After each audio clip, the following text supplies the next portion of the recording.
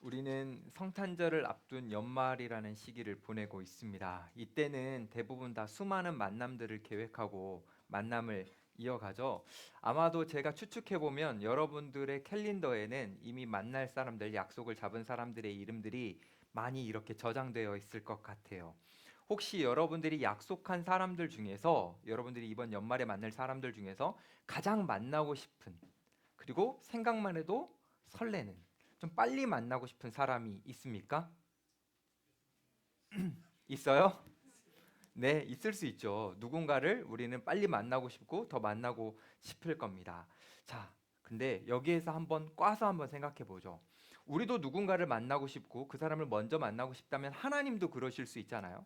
하나님이 많은 사람들 중에서 유독 우리를 먼저 만나고 싶어 하신다면 그건 어떤 걸까요? 하나님이 이 많은 세계의 사람들 중에서 우리를 먼저 만나려고 하시고 정말 만나 주신다면 그것은 우리에게 정말 큰 영광일 것 같아요. 혹시 여러분들 연말 계획 중에 박보검이나 여러분들이 좋아하는 연예인과 약속 잡은 분 있습니까? 만약에 그분이 여러분들에게 만나고 싶다라고 요청이 왔다면 여러분들은 어떨 것 같아요? 너무 막 감격스럽고 막 기쁘고 좋을 거 아닙니까? 자, 그런데 그런 유명 인사가 우리를 만나고 싶어 하는 것도 감격스러운데 만왕의 왕이신 창조주이신 하나님이 그 주님이 우리를 정말 만나고 싶다고 하신다면 우리를 원한다고 하신다면 그것은 너무나 큰 영광이고 어쩌면 인간들이 이 땅에서 누릴 수 있는 가장 큰 영광이자 가장 큰 행복일 겁니다. 그래서 오늘은 저는 이 예레미야 말씀을 통해서 하나님께서 가장 만나고 싶어 하는 사람은 누구인가? 이것을 좀 살펴보면서 여러분 모두 다 하나님이 만나고 싶어 하시는 그 주인공이 좀 되었으면 좋겠습니다. 일단 먼저 저는 하나님이 만나고 싶지 않은 대상을 먼저 여러분들과 함께 나눠보려고 합니다. 오늘 본문의 배경인 예레미야 시대에 하나님을 믿는다고 했던 하나님의 백성들은 형식적으로는 예배를 드렸지만 사실 삶은 하나님을 예배하는 자들의 삶이 아니었습니다. 특별히 시드기야 왕 때는 하나님의 가슴을 아프게 하고 갈기갈기 찌르는 정말 끔찍한 일들도 일어났어요. 그걸 잠깐 좀 소개해드리면 당시에 바벨론이라는 강대국이 예루살렘을 포위하자 이것에 의해 겁먹은 왕과 백성들은 야, 이거 이러다 큰일 나겠는데? 라고 생각하면서 하나님의 율법을 지키는 척을 했습니다. 그래서 그들이 여러 가지를 했는데 그 중에 하나는 이런 거였습니다. 부당하게 율법에 근거하지 않음에도 불구하고 동족 이스라엘 백성들을 경제적인 거 이유 하나만으로 노예처럼 부리며 살았거든요. 근데 그들을 노예에서 해방시켜 줬습니다. 왜냐하면 율법에서 동족을 노예로 부리지 말아라는 게 있고 노예로 삼더라도 몇 년에 한 번씩 풀어주라는 율법의 조항이 있는데 이들이 지키지 않았거든요. 근데 위기가 다가오자 이거라도 지켜야겠다라고 생각하면서 노예들을 해방시켜주는 약속을 한 거죠. 자, 어떻게 보면 이들이 잘 좋은 선한 일을 한 것처럼 보입니다. 근데 사실 이들은 이미 계산기를 다 두드린 거예요. 뭐가 우리에게 유익한가? 그래서 사실은 자신들의 이익을 위해서 노예들을 풀어준 겁니다. 세 가지의 의도를 가지고 노예를 풀어줬어요. 첫 번째 의도는 뭐냐면 전쟁이 났을 때 노예들은 징집 대상이 아닙니다. 그래서 병력을 확충하기 위해서 노예들을 풀어준 겁니다. 두 번째 이유가 있어요. 이거는 경제적인 이유인데요. 일반적으로 노예들이 일을 해서 주인들에게 어떤 혜택을 준다면 주인은 당연히 노예들에게 음식을 제공함으로 혜택을 줘야 됩니다. 그런데 전쟁이 이렇게 발생하고 어려운 시기가 되면 음식이 너무 귀해져요. 이 노동력보다 음식이 더 귀해지는 겁니다. 그래서 이 음식을 노예들에게 제공해 줄 부담을 지지 않기 위해서 노예를 두 번째로 해봉해 주는 거죠. 세 번째는 좀 아까 말씀드렸던 것처럼 하나님에게 환심을 사고 싶었던 겁니다. 지금 바벨론이 공격해 들어오는데 노예를 해방시켜주면 하나님께서 마음에 감동하셔가지고 바벨론을 무찔러 줄 것 같은 그런 마음이 생겨서 노예들을 풀어준 거죠. 결국 이 당시의 백성들은요, 사람을 사랑해서, 하나님을 사랑해서 율법을 지킨 게 아니라 그저 자기의 이익과 자기의 욕심을 따라서 해버렸던 겁니다. 이기적인 필요에 의해서 율법을 지켰던 거죠. 자, 그런데 여러분, 우리는 안 그럴까요? 우리가 하나님의 말씀을 순종할 때 우리는 다른 의도적인 거 없이 우리는 하고 있을까요?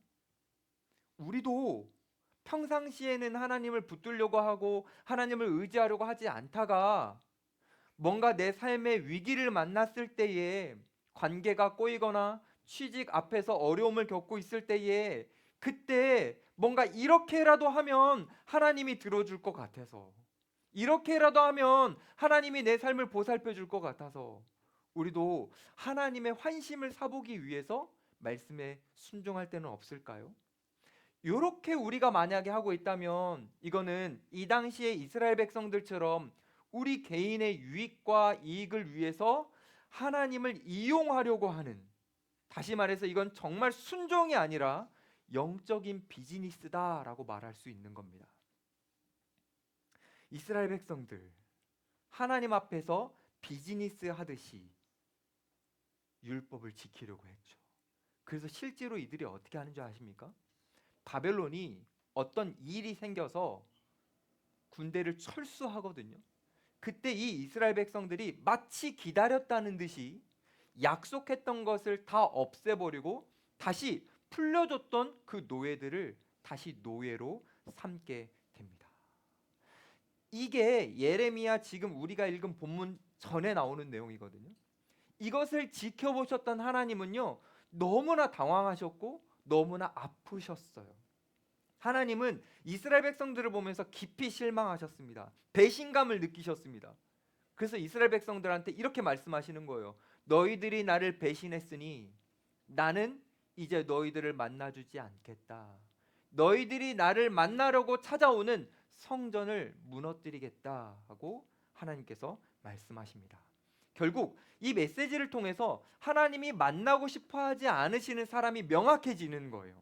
어떤 사람을 하나님이 만나고 싶어 하지 않으시느냐? 상황에 따라 말 바꾸는 사람. 하나님의 말씀을 약속으로 받았고 우리가 하나님 앞에 약속했음에도 불구하고 상황에 따라 그 약속을 저버리는 사람. 하나님의 말씀이 삶의 진정한 가치가 아니라 세상의 가치도 섞여가지고 이리 왔다 저리 갔다 하는 사람. 다시 말해서 자기 유익을 위해 하나님을 이용하는 사람. 하나님은 이런 사람 만나고 싶어 하지 않으십니다. 그런데 그런 만나고 싶어 하지 않은 사람들도 있지만 하나님은 만나고 싶어 하시는 사람들도 있습니다. 그 사람들은 어떤 사람들일까요? 이와 반대로 하나님을 이용하고 왔다 갔다 약속을 뒤집어 버리는 사람들이 아니라 모두가 변심해도 끝까지 변심하지 않고 하나님 앞에서 신실하게 자기 자리를 지키는 그런 사람들입니다. 주님께서 보셨을 때 그 당시에 만나고 싶으셨던 그런 사람은 바로 오늘 본문에 등장하는 레갑 자손들이었죠. 하나님은요, 이 레갑 자손들이 얼마나 좋은 사람들이고 얼마나 귀한 사람들인지 이스라엘 백성들에게 보여주고 싶으셨어요. 그래서 예레미야에게 기묘한 명령을 내립니다. 그게 바로 오늘 본문의 2절이거든요. 한번 볼까요?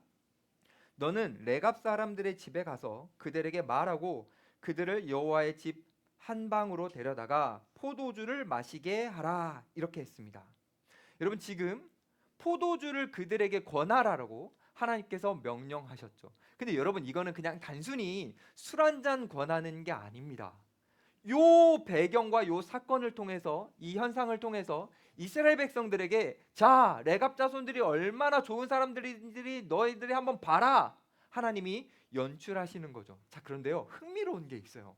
뭐가 흥미롭냐면 하나님이 이 레갑 자손들을 성전 안으로 불러들이실 때에 그들이 머물렀던 방의 위치를 아주 구체적이고 자세하게 성경이 소개합니다. 이게 의미가 있기 때문이거든요. 4절 한번 볼까요? 여호와의 집에 이르러 익다랴의 아들 하나님의 사람 하나의 아들들의 방이 들였는데 그 방은 고관들의 방곁이요 문을 지키는 살룸의 아들 마아세야의 방 위더라라고 표현하죠. 지금 이렇게 이름들이 등장하는 이 사람들은 그 당시에 다 대단했던 사람들이에요. 종교 지도자들, 국가 지도자들 이런 사람들입니다. 결국 지금 하나님께서는 레갑의 자손들을 예루살렘의 실세들이 보는 방 안으로 보내신 겁니다.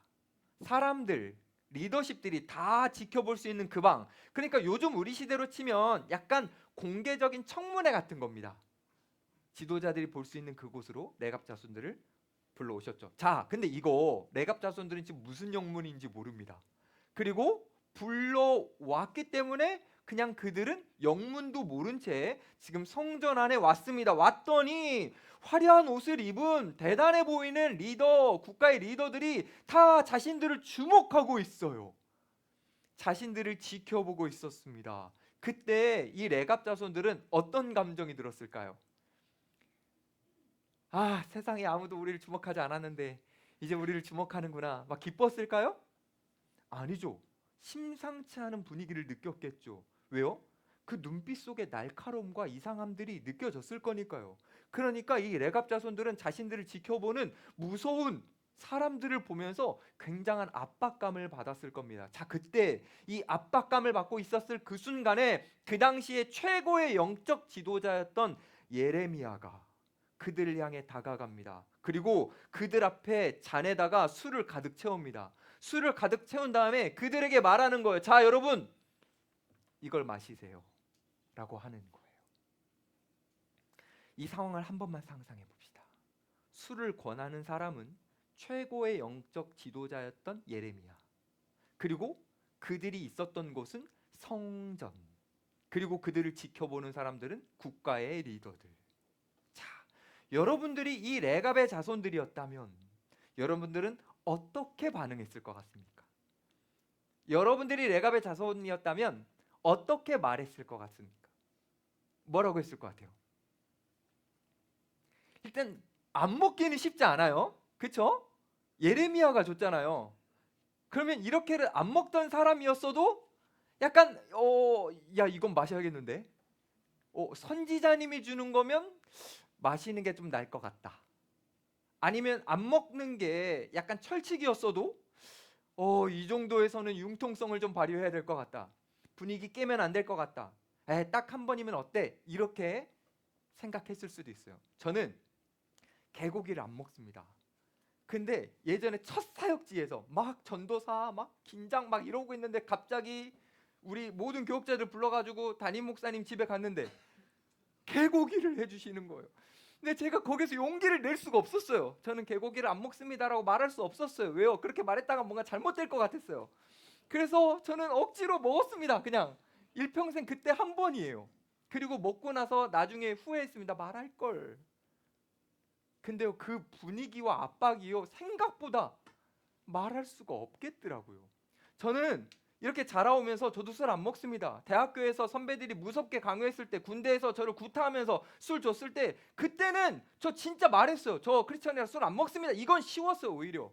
근데요, 담임 목사님이 줬을 때는 개고기를 거부할 수가 없었어요. 이건 뭔가 하나님의 뜻인가? 막 이러면서 막 다 먹으라고 하시는 건가? 이게 진짜 어려운 주제더라고요. 근데 여러분, 레갑 자손들도요, 예레미야가 줬잖아요.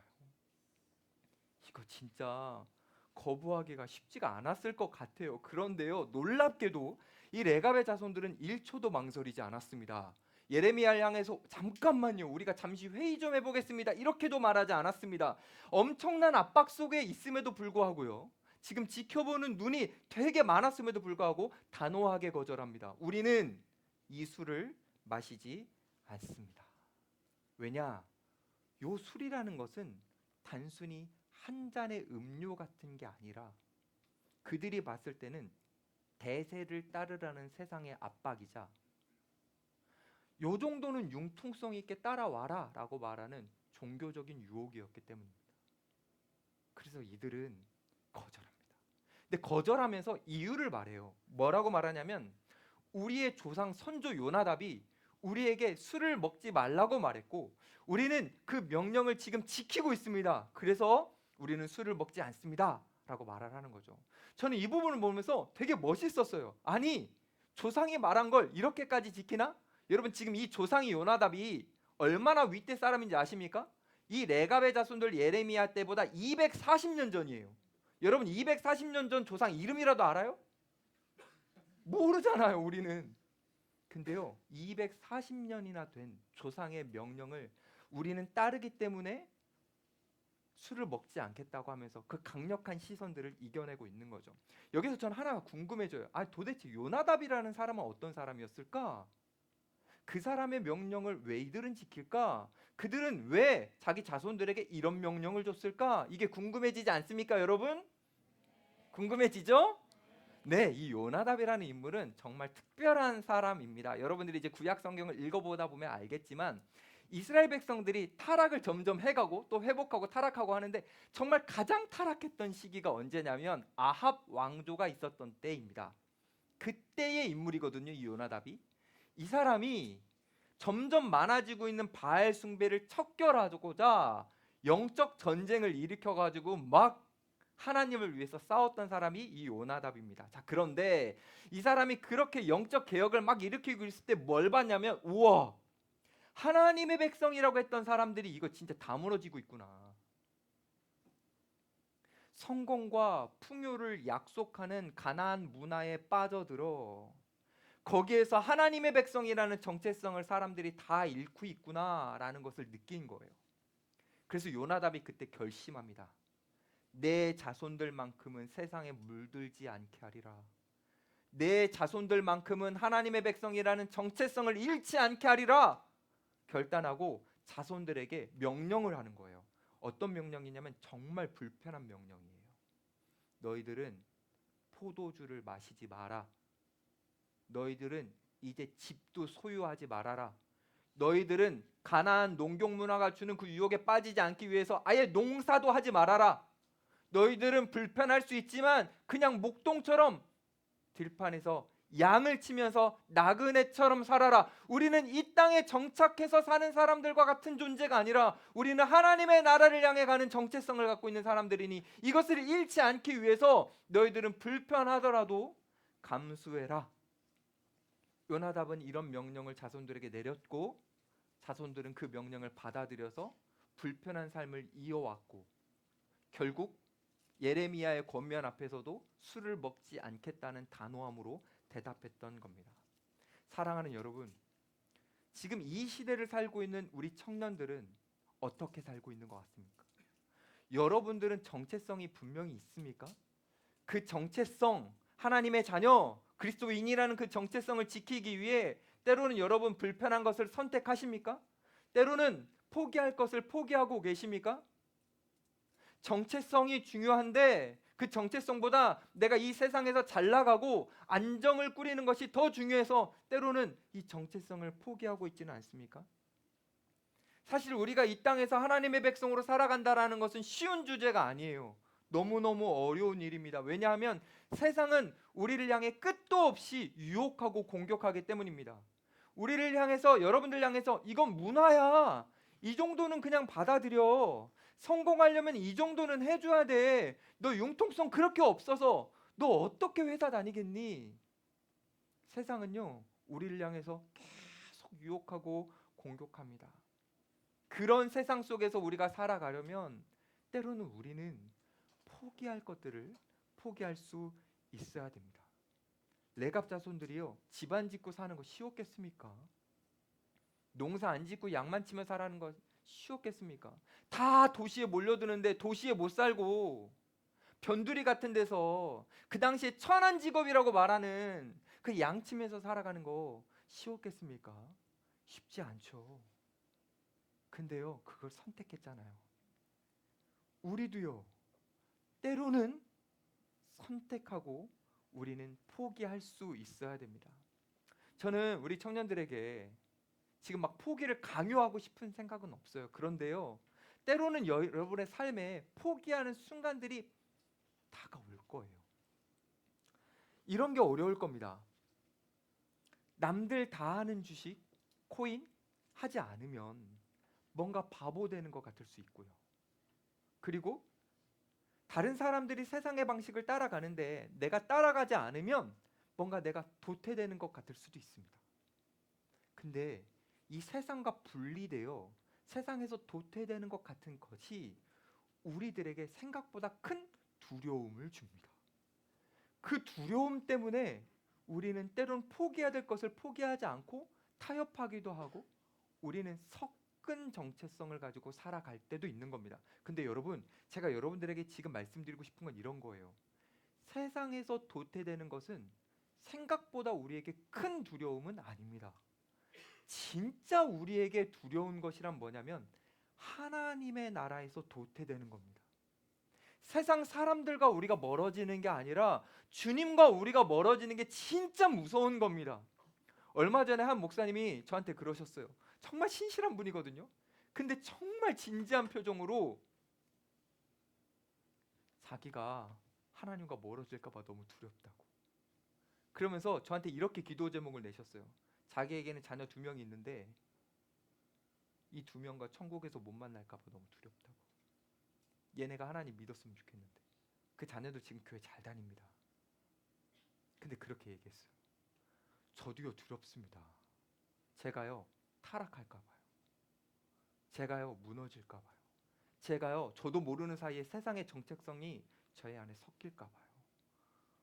이게 진짜 하나님과 멀어진다라는 게요 나도 모르게 이루어질 수 있기 때문에 그게 정말 두렵거든요.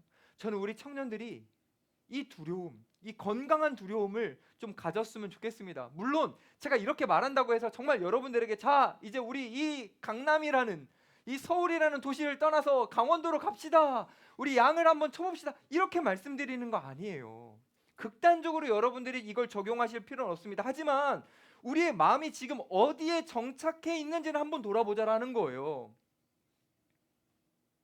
이 도시 문화가 주는 이 화려함에 우리 마음이 정착해 있다면 우리가 이 세상에서 주는 지평수 넓은 것과 그리고 좋은 차와 우리가 누리고 있는 안락한 그런 것들이 직업 같은 것들이 우리의 정체성이 되어버린다면 그건 너무 위험하기에 그렇게 하지 말고 주님이 우리의 정체성이 되도록 주님을 우리의 마음의 보좌에 가운데에 두면 좋겠다라고 말씀을 드리는 겁니다.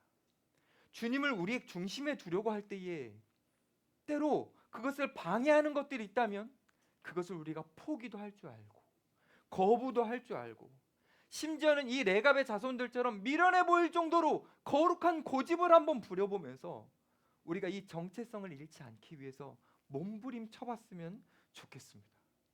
하나님은요 이 레갑 자손들을 보면서 너무 행복하셨거든요. 야 얘네 장난 아니네. 얘네 너무 사랑스럽네. 아니 어떻게 이렇게 그 약속 하나 붙들고 끝까지 살아가지? 하나님은요 이들이 너무나 자랑스러우셨어요. 그래서 그들을요 보여주고 싶으셨던 거예요. 성전 안으로 들어오게 해가지고요 그 당시에 성전 안에 있던 리더들한테 야 얘들아 잘 봐라. 얘네 좀 봐라.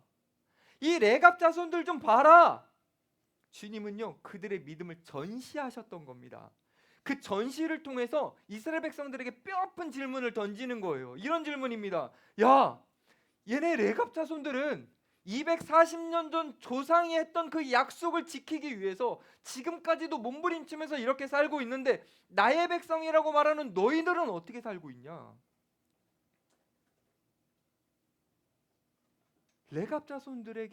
레갑 자손들이 요나답에게 하는 그 대우보다 너희들이 나에게 하는 대우가 더 안 좋은 것 같다. 이게 뭐냐? 주님은 그 당시에 화려한 종교 형식을 갖추고 있던 이스라엘 백성들에게 질문을 던지시는 거죠. 근데 그 질문은 우리를 향한 질문이기도 합니다. 너희들은 지금 어떻게 살고 있니? 하나님은 지금 우리에게 이렇게 말씀하시는 거예요. 내가 정말 만나고 싶은 사람은 성전 안에서 이 교회 안에서 화려한 예배 형식을 지키고 있는 자들이 아니라 때로는 저 들판 같은데 광야 같은데 있더라도 하나님의 말씀을 순전하게 지키기 위해서 몸부림치는 자들 내가 그들을 만나고 싶다. 세상의 유행과 속도에 맞춰서 살아가려고 빠르게 가지 않고 속도가 중요한 게 아니라 방향이 중요하다고 생각하면서 하나님이라는 그 방향, 그 정체성을 지키기 위해서 몸부림치는 자들, 나는 그런 사람들을 만나고 싶다. 하나님이 우리에게 도전해주고 싶은 거죠. 세상과 자기를 계속 비교하면서 난 저 사람보다 못 살고 있는데, 난 저 사람보다 스펙이 낮은데, 난 저 사람보다 돈이 없는데, 자꾸 이 기준으로 비교하면서 살아가는 사람이 아니라 하나님의 말씀으로 자신을 돌아보면서 주님, 전 주님이면 만족합니다 라고 하는 사람. 주님은 우리에게 그런 것을 원하시면서 우리가 그렇게 되기를 바라시는 거죠. 그런 사람을 우리에게 만나고 싶다라고 말씀하시는 겁니다. 다시 말하면 주님은 우리에게 이렇게 말씀하시는 겁니다. 나는 지금 이 시대에 레갑 자손들을 찾고 있다. 혹시 너희가 돼줄 수 있겠니? 여러분 지금 어떻게 살아가고 계십니까?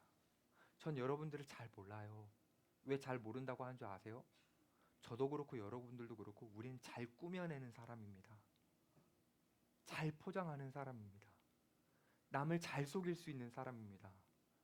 우리의 마음이 하나님을 향해 있는지 진짜 세상을 향해 있는지 누군가를 쉽게 속일 수 있는 사람입니다. 그래서 저는 여러분들도 잘 몰라요. 그런데 바라기는 저는 여러분들이 세상의 흐름에 휩쓸려 가지 않고 이 레갑 자손들처럼 하나님 안에서 중심을 탁 잡고 하나님과 함께 살아가려고 몸부림치는 여러분들이 되었으면 좋겠습니다. 그래서 하나님이 이 한국 땅을 바라보시고 지금 이 땅을 바라보실 때에 막 답답해서 야 너희들은 그거 아니야 라고 말씀하실 때에 그래도 우리 청년들을 바라보시면서 너희들이 내 마음을 흡족하게 하는구나 라고 하나님이 그렇게 말씀해 주셨으면 좋겠습니다. 하나님이 정말 만나고 싶어 하시는 그 사람, 그들이 바로 여러분들이 되기를 축복합니다. 하나님은요 레갑 자손들을 정말 만나고 싶어 하셨잖아요. 그들에게 얼마나 큰 선물을 주시는 줄 아십니까? 그들에게 처음으로 주셨던 선물은 무엇이냐면 약속입니다. 이 오늘 우리가 읽었던 본문을 조금 더 지나서 가보면요 19절이 나오는데 19절 한번 보겠습니까? 여기 보면 이렇게 약속해 주세요. 후반절 보시면 레갑의 아들 요나답에게서 내 앞에 설 사람이 영원히 끊어지지 아니하리라. 이렇게 이 약속을 주십니다. 근데 여러분 여기 표현에 내 앞에 설 사람, 내 앞에 선다라는 이 표현은요 원래 어떤 거냐면 제사장들이 성소에 들어가서 하나님을 대면할 때 쓰는 표현이에요. 이걸 일부러 사용하셨어요. 그러니까 하나님은 이 표현을 통해서 레갑 자손들은 지금 성소 안에 있지도 않고 들판에 있는 존재들이지만 그들이 마치 하나님을 대면하며 살아가는 것처럼 그렇게 인정해 주시는 것과 함께 앞으로도 그렇게 될 것이다 라고 약속해 주시는 겁니다. 자 그러면 지금 이제 자손들이 점점 내려갈 거 아닙니까? 지금 이제 이 예레미야 때는 240년 정도 요나답의 명령에 의한 이후 240년 정도 흘렀지만 그 뒤로 가면 점점 더 멀어질 거 아닙니까? 자 근데 이 하나님의 약속, 이 자손들은 레갑 자손들은 내 앞에 계속 서 있을 거다라고 했던 이 약속이 이루어졌을까요? 안 이루어졌을까요?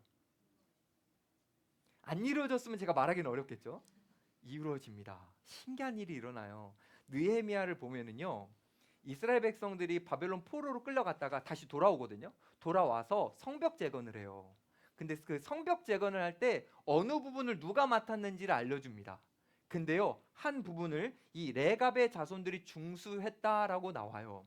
이거 일부러 하나님이 의도적으로 알려주시는 거예요. 자, 나 약속 지키고 있다. 이 자손들이요 하나님 앞에서 계속 살아가고 있음을 하나님께서 명확하게 보여주시는 거죠. 사실 이게 진짜 큰 선물이거든요. 여러분들은 아직 이게 얼마나 큰 선물인지 모를 거예요. 근데 저기 계신 두 분은 알 거예요. 왠지 아세요? 결혼하고 애 낳잖아요. 소원이 다 바뀝니다. 명확해져 1순위가 자녀들이 하나님 앞에서 살아가는 거. 이거 진짜 명확한 소원이 되거든요. 근데요 하나님이 들어주시잖아요. 이게 얼마나 큰 선물인데요. 근데 하나님이요 이 선물만 주신 게 아니에요.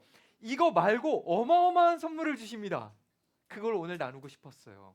인류 역사상 제가 생각했을 때 가장 큰 선물입니다. 그 선물을 이들에게 주십니다. 자 어떻게 주시는지 한번 살펴보죠. 이 레갑 자손들이요 모여 살았던 지역이 어디냐면 베탁게렘이라는 지역입니다. 이게 현대어로 지명을 이렇게 이름을 바꾸면 라못 라헬입니다. 자, 근데 이 라못 라헬은 여러분들이 이스라엘로 성지 순례를 가면 한 번씩은 가보는 곳입니다. 왜냐하면 거기에 뭐가 있냐면 이런 교회가 있어요. 목자들의 들판 교회라는 교회가 있습니다. 거기 때문에 가는 거예요. 자, 근데 이 목자들의 들판 교회는 거기에다 기념교회인데 왜 세워놨냐면 예수님이 아기 예수로 탄생하셨을 때 그때 목자들이 예수님을 만나잖아요. 그렇죠? 그 목자들의 만남을 기념하기 위해서 세운 교회가 이 교회입니다. 자, 그러면 이제 여러분들은 조금씩 감이 올 겁니다.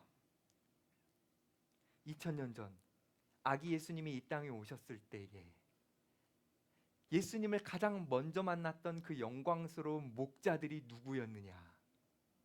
바로 이 레갑의 자손들로 추정할 수 있는 거죠.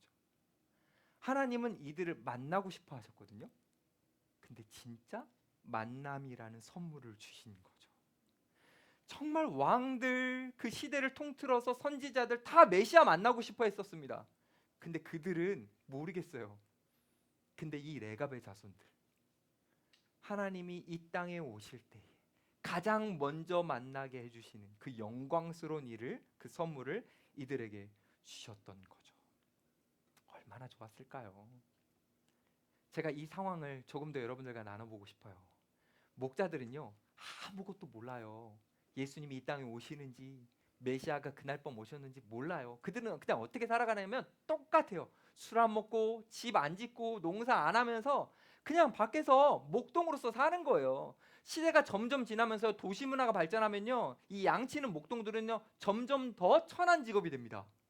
그래서 이들은요 사람들이 알아주지 않는 그런 사람들이었어요. 근데 뭐 어떻게 약속 지켜야지 하면서 어느 날 양떼들을 지키고 있었는데 갑자기 천사가 나타납니다. 여러분 혹시 천사 만나봤어요? 막 지금 자기 여자친구한테 너야 막 이렇게 말하면 감동이 될 수도 있지만 실제 천사를 만나게 된다면 이건 정말 공포스럽고 충격적일 겁니다. 그렇죠? 그래서 이 목자들이 천사를 딱 만났을 때 너무 두려워했어요. 그때 천사들이 이 목자들한테 이렇게 말합니다. 무서워하지 말라. 그 다음부터 잘 들어보세요. 보라, 내가 온 백성에게 미칠 큰 기쁨의 좋은 소식을, 이 다음이 중요해요, 너희에게 전하러 왔노라. 이렇게 해요. 목자들에게 너희에게 전하러 왔다.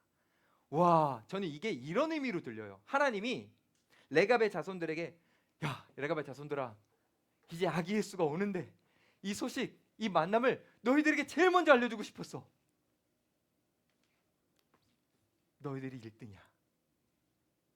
천사들이 그 소식을 전해줍니다. 그리고 나서 천사들이 계속 말해요. 근데 이 말씀이 정말 중요해요. 제가 한번 읽어볼게요. 누가복음 2장 11절인데 제가 읽어볼 테니 제가 어디에다 강조점을 두는지 여러분 한번 들어보세요.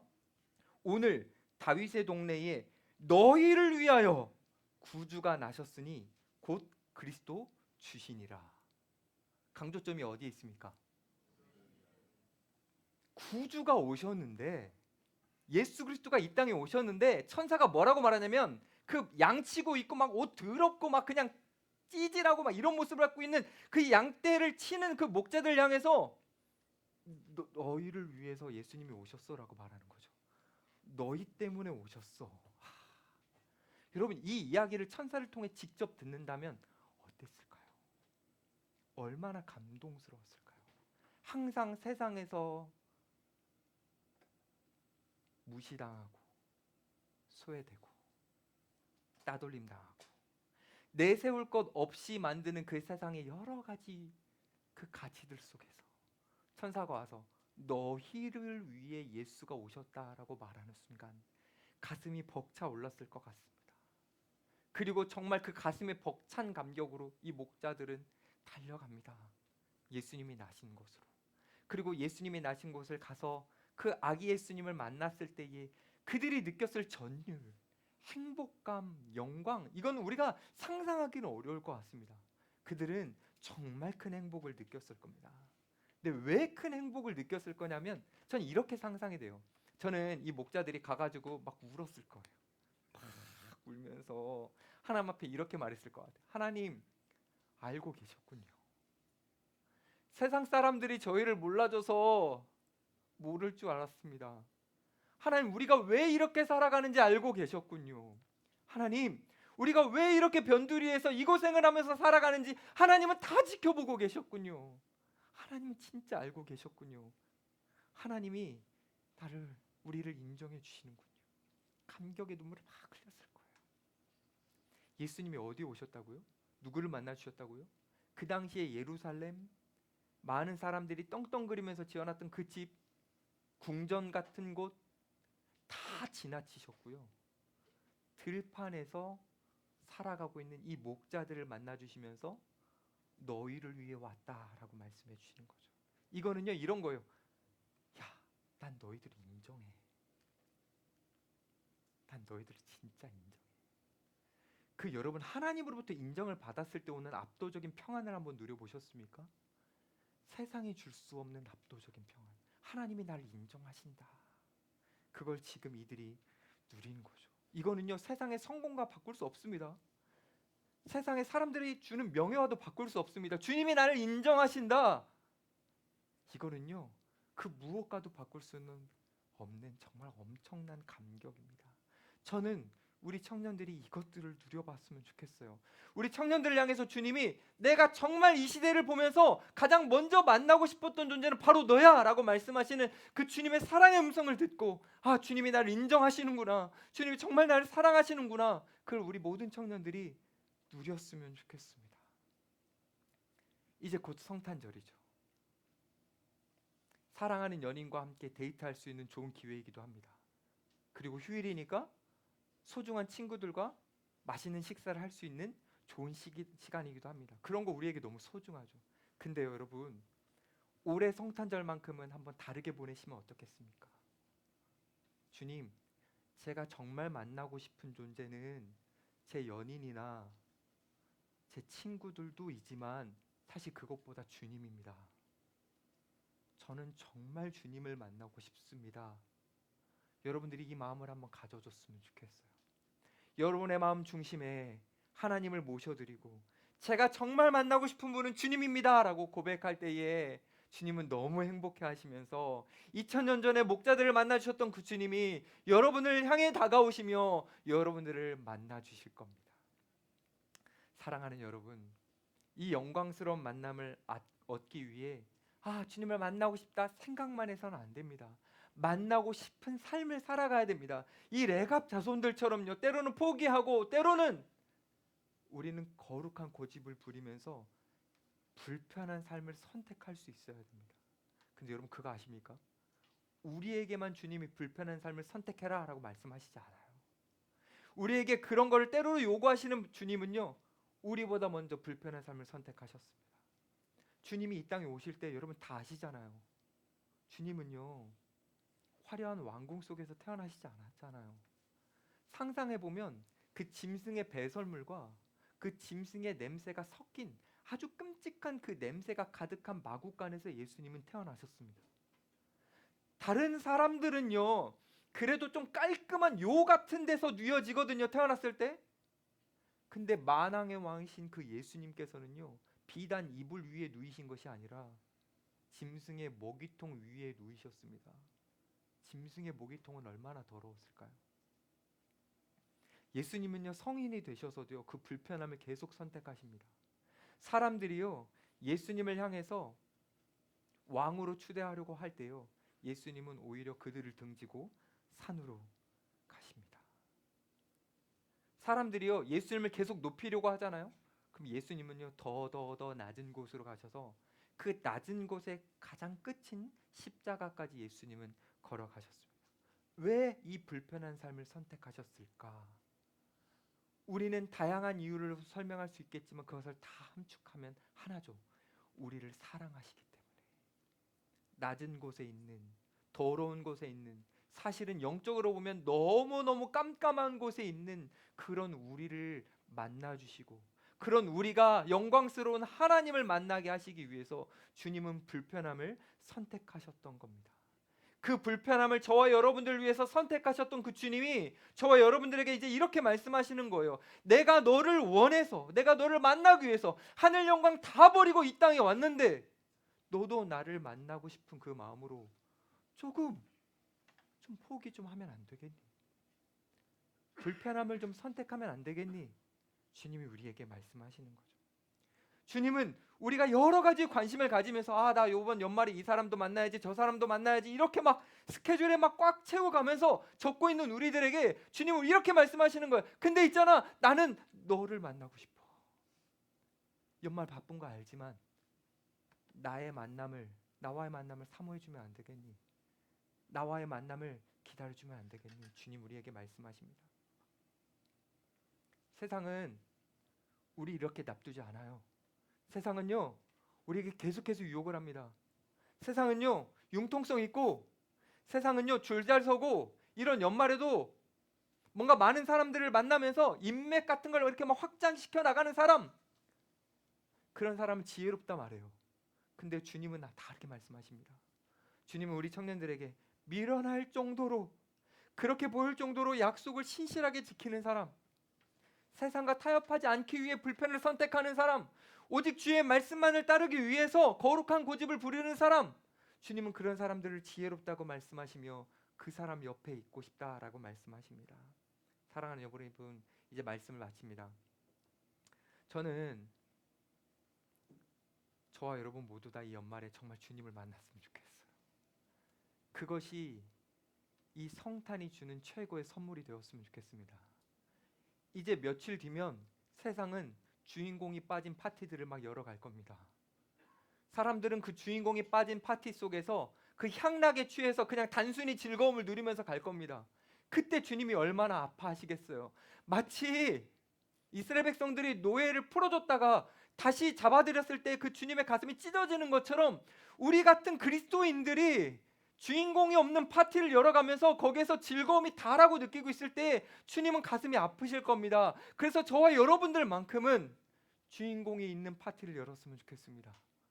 주님을 만나기를 사모하고 소원하고 그분을 기다리면서 주님, 저는 주님이 제일 보고 싶습니다 라고 고백하는 삶을 살아서 주님이 어느 순간 여러분들에게 탁 다가오셔서 내가 제일 만나고 싶었던 존재는 바로 너야 라고 말씀해 주시는 그 영광스러운 음성을 여러분 모두 다 들었으면 좋겠고, 그것이 여러분의 일평생을 이끌어가는 압도적인 평안과 기쁨이 되었으면 좋겠습니다. 그렇게 살아가는 저와 여러분들 되기를 축복합니다.